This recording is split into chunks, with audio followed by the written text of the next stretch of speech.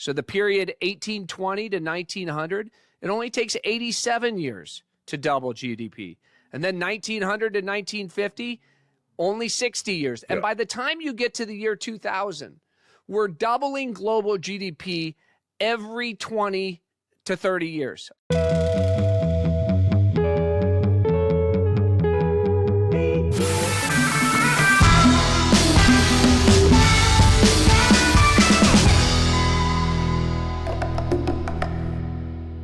What have earnings compounded at for tech versus non-tech? And what have stock prices compounded at tech versus non-tech? Technology companies have compounded earnings at 13%. Their stock prices have compounded at 17%. So a little bit faster than earnings have compounded. But if you look at non-tech, they've only compounded earnings at about 6%. Their stock prices have grown at about 8%. Technology's gone from 5% of global GDP to 15% over the course of the last 15 years. When we have this conversation 5 or 10 years now, is tech going to be more or less than 15% of global GDP? By the grace of God, Apple was created here, Google was created here, Microsoft was created here, Meta was created here. It is not a given that in 20 years from now, those companies will be created here. Why not just seal that and lock that in as a monopoly and get all of that talent here? And the thing that is crazy to me is that U.S. companies are currently employing all of the people we're talking about moving here. They're just employing them in a different country. Would you rather have an assistant with the intelligence of Einstein, but they have no access to the internet and they don't know anything about your history? Or would you like to have an assistant that's just above average intelligence, knows everything about you, and they can use the internet? You would choose that. I think that is another 10x moment that's in front of us, which is we go from answers where I'm just asking it for information to actions. And once it can start booking my hotel, reserving my restaurant, and then I just say, same thing, do it again. And over the course of the next 4 to 5 years, we'll have 2 trillion of data centers powering software around the world, and it will all be accelerated compute. So this is the AI data center build out. In blue is the new accelerated compute, right? In green is the replacement data center that we think will go to accelerated. And then in gray is the replacement that's non-accelerated compute. So this would be more like, x86. I would make the argument that every company in Delaware has to move to a different domicile because they could be sued in a future derivative lawsuit for the risk they've taken by staying in Delaware. Oh my God, you're so right. $1 of stock-based compensation is actually, not only should it not be ignored, it's the most single valuable expense. We even have a court criticizing Elon for taking an options package where he made no money unless he saved the company from bankruptcy. Meanwhile, the CEO of his arch rival, who created no shareholder value over a period of 5 years, is making tens of millions of dollars a year in RSUs. If you give one share of a restricted stock unit at a value of 20, then the recipient has $20 of value. Now, if the stock happens to go down by 50%, the employee still has $10 of value. Correct. Whereas in the case of the stock option, if it goes down 1%, yet alone 50, it has zero value. I like to take a hot shower. But if the cost of that was $100,000, right? Not many people would take hot showers.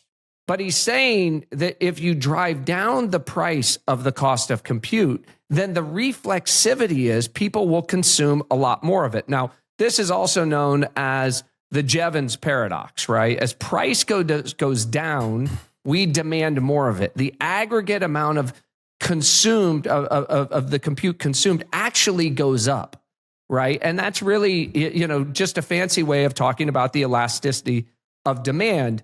If you're public with 100 million in revenue and a 10% growth rate, your valuation's not going to be all that great. But guess what? If you're private at 100 million in revenue with a 10% growth rate, it's not like you're better off.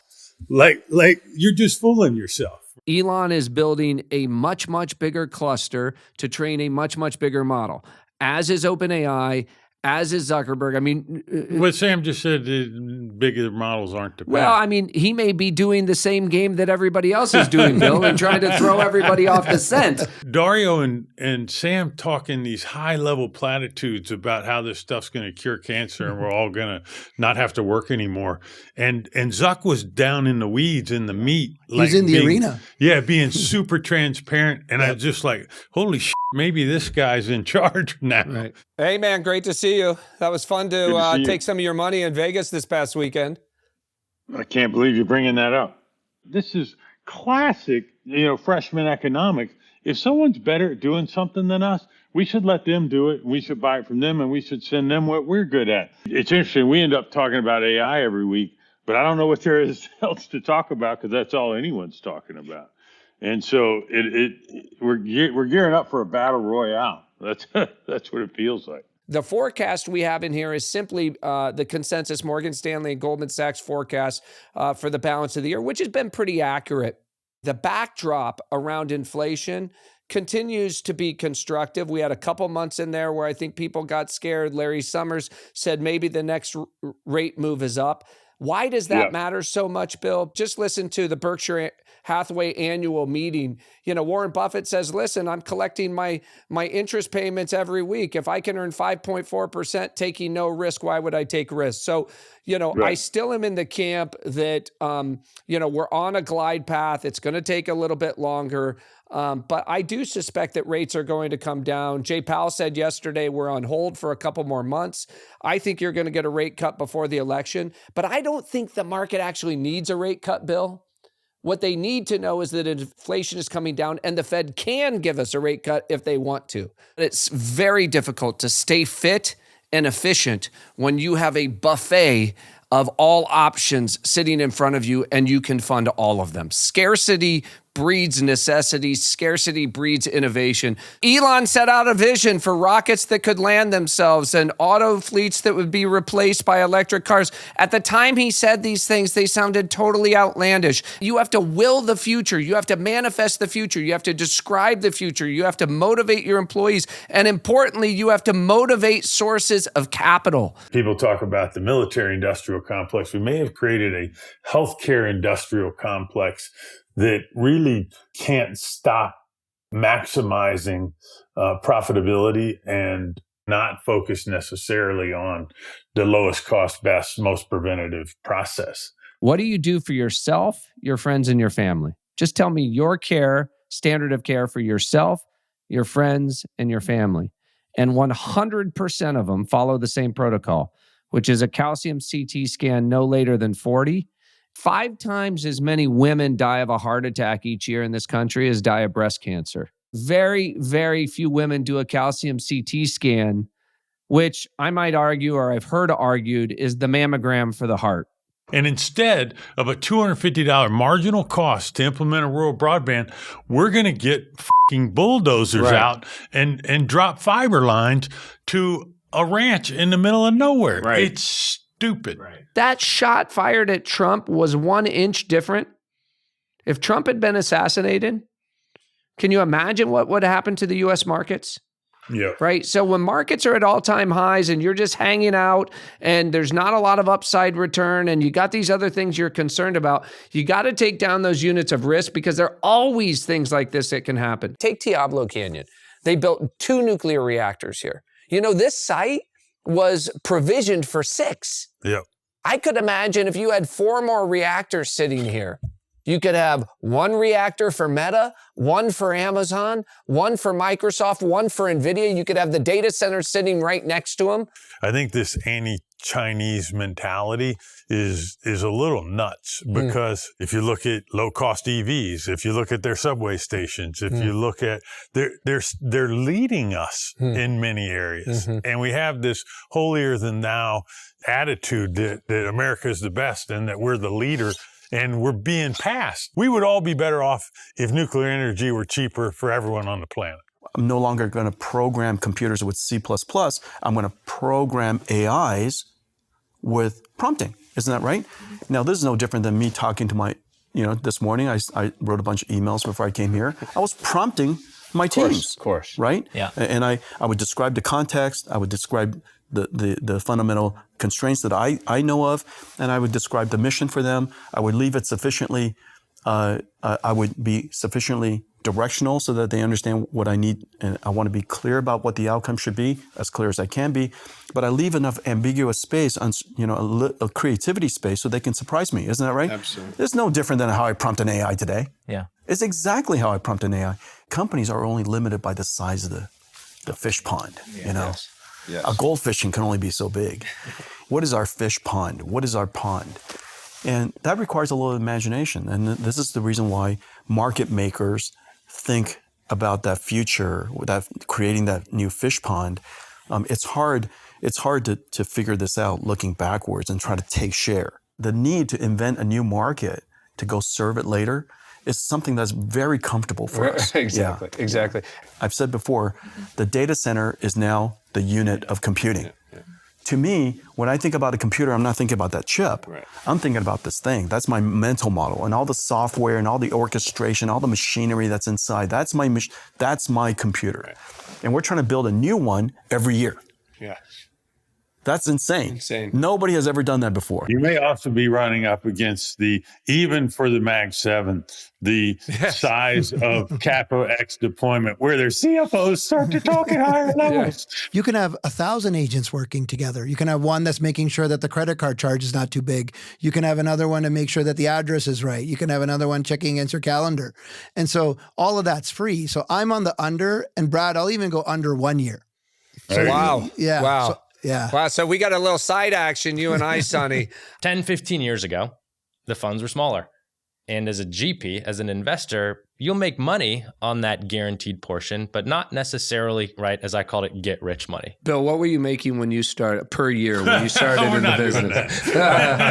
Every founder and every company and every board will tell you, if we raise money, we're not going to spend it. We're going to stay frugal.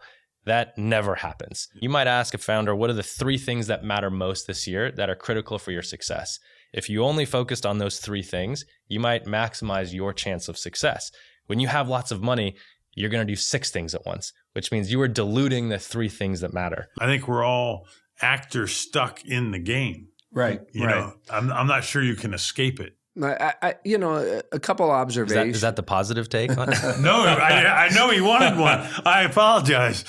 If 2024 was the Chat GPT moment for full self-driving, Bill, where we started seeing Waymos on every street corner in San Francisco, if this was the Chat GPT year, I think next year really is the year of achievement of a safety standard that allows robotaxi to go into action.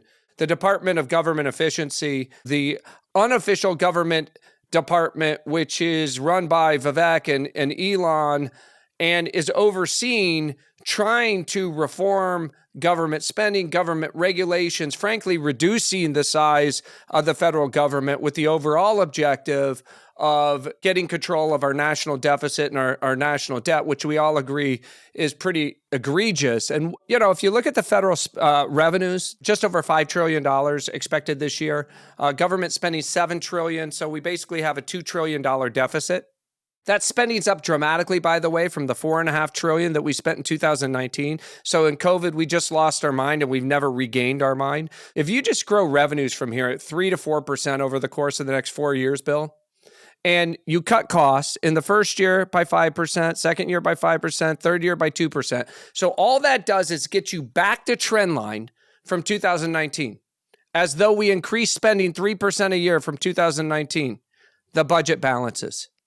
It's tiny. These are tiny changes in costs. And I shared that with Vivek and Elon, and they both had separate and independent reactions, which is not nearly ambitious enough. Invest America. Bill, Invest America is a project and now piece of legislation that I've been working on for 3 years, and it's truly gaining a ton of traction. The federal government would cause to be created 3.7 million investment accounts a year for every child that's born in America. They would seed it with a very small amount of money that would be a rounding error to the federal government. It has a massive ROI, and we can achieve it while having less government, not more government. I think the notion that business applications exist that's probably where they'll all collapse, right, in the agent era. Because if you think about it, right, they are essentially CRUD databases with a bunch of business logic. The business logic is all going to these agents. And these agents are going to be multi-repo CRUD, right? So they're not going to discriminate between what the backend is. They're going to update multiple databases, and all the logic will be in the AI tier, so to speak. And once the AI tier becomes the place where all the logic is, then people will start replacing the backends. I think the company of this generation has already been created, which is OpenAI in some sense. It's kind of like the Google or the Microsoft or the Meta of this era. I mean, I always say Google makes more money on Windows than all of Microsoft. I mean, literally. I mean, and I say, wow. Very few people could use GPT-2 and 3, right? A lot of people can use GPT-4. When we get to that quality of jump that we see for the next generation, the amount of people that can use it, the tasks that it can do, balloons out, and therefore the amount of sort of white-collar jobs that it can augment and increase productivity on will grow, and therefore the market clearing price for that token will be very high. That's super interesting. Is scaling dead? Then why is Mark Zuckerberg building a 2 gigawatt data center in Louisiana? Right. Why is Amazon building these multi-gigawatt data centers? Why is Google? Why is Microsoft building multiple gigawatt data centers plus buying billions and billions of dollars of fiber to connect them together because they think, hey, I need to win on scale, so let me just connect all the data centers together with super high bandwidth so then I can make them act like one data center, right? Towards one job, right? So this whole is scaling over narrative falls on its face when you see what the people who know the best are spending on. Until next year. Awesome. Thank you. Take care.